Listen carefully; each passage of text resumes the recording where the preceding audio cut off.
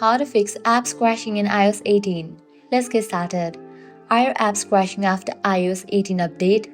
Don't worry, it's a common issue with new updates and I have got some quick fixes for you. First, make sure the app is fully updated. For that, launch your App Store. Click on the profile icon given at the top right corner. Click on the option of apps.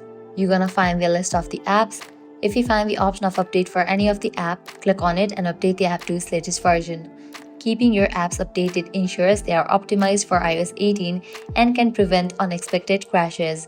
Next, restart a device. For that, navigate to the option of Settings, click on the option General, then scroll all the way down, click on the option of Shutdown.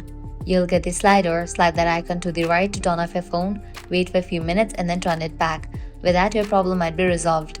Heading towards next solution, clear app cache. For that, navigate to the option of iPhone storage.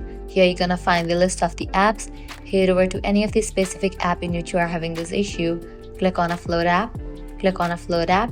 Offloading app clears cache for the app. Then click on the option Reinstall app.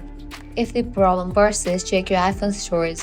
Low storage can cause apps to crash. You can offload or delete the unused apps. Finally, make sure you are running the latest iOS 18 update. To check that, head back, navigate to the option of Software Update. If you find any updates over here, just update your software to its latest version. And that's it. One of these solutions would get your app back to running smoothly on iOS 18.